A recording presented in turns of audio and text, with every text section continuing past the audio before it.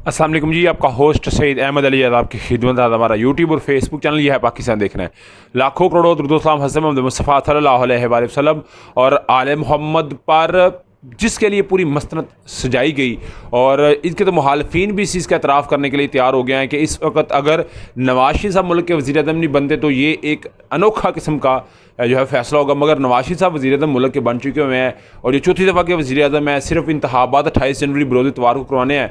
और अगर मैं बात करूँ असद कैसर साहब की, उन्होंने नवाज शरीफ साहब की डील के मुतालिक बयान किया। फिर सेनेटर इरफान सिद्दीकी साहब ने किस तरह असद कैसर साहब को क्रॉस किया। मगर ये सारे मामला चलते रहे। पहले कभी डीलें कमरों के अंदर होती थी, मगर अभी डीलें खुलकर सामने आ गया। कभी शांगला इसके अंदर होती थी, कभी सिंध हाउस के अंदर होती थी, तो कभी पंजाब हाउस के अंदर होती थी। मगर इस दफ़ा वजीहा कमर किसी तारफ़ की मोहताज नहीं। ये वही है जब हमजा शहबाज साहब वज़ीर आला बने, तो वज़ीर आला बनने पर कहा जाता था कि तहरीक इंसाफ की हैं वजीहा कमर, और इनके ज़रिए तहरीक इंसाफ के वर्करों को, जो MPs हैं ना उस वक्त के, उनको पैसे दिए गए हैं।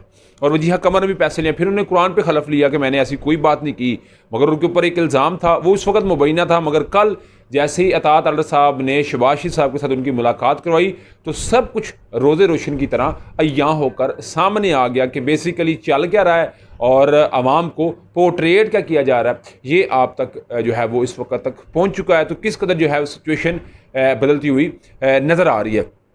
उसके अलावा अगर मैं बात करूँ तो सैफुल महलूक खोखर साहब किसी तारफ़ के मोहताज नहीं। परवेज़ मलिक साहब, अल्लाह ताला उनको ग़रीक़ रहमत करे और कब्र की मंजिलों को आसान फरमाए, आमीन। तो वो जैसे लाहौर के सदर थे, उनकी वफ़ात के बाद हालांकि ख्वाजा साद रफ़ीक थे, उनके भाई ख्वाजा जमील साहब थे, यानी कि सारे कुछ वहाँ पर तो मामला चल रहा था, मगर उनको पीछे करके सैफुल मलूक खोखर साहब को प्रेसिडेंट बनाया गया लाहौर का। और लाहौर डेफिनेटली समझा जाता था नून लीग का किला है, मगर इस वक्त तहरीक इंसाफ का किला है, इसमें कोई दो राय नहीं। मगर जितनी आप समझ लें कि बुफे लगवाया है, मोटरसाइकिलें तकसीम की हैं, कॉर्निंग मीटिंग अरेंज की हैं, कई नाकाम भी हुई हैं, कई पास भी हुई हैं। मीनार पाकिस्तान का सारा जलसा तो वो सारा डेफिनेटली सैफुल मलूक खोखर साहब ने अरेंज किया था, तो पैसा तो लगा होगा।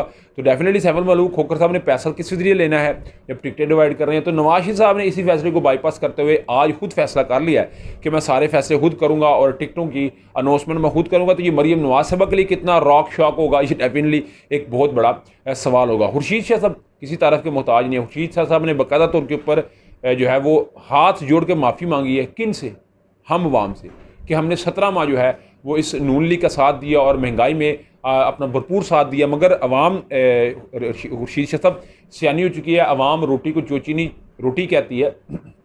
वो समझती है कि आप किस तरह लॉलीपॉप देके किस तरह फिर मसनद के अंदर आना चाहते हैं। तो ये किसी तारफ़ के जो है वो मोहताज नहीं होना चाहिए। हर एक को पता होना चाहिए कि इस वक्त मामला क्या चल रहे हैं और चलवाए के जा रहे हैं, और आइंदा की जो है वो हिकमत अमली क्या होगी। सुहेल वड़ैच साहब का नाम तो सुना होगा आपने।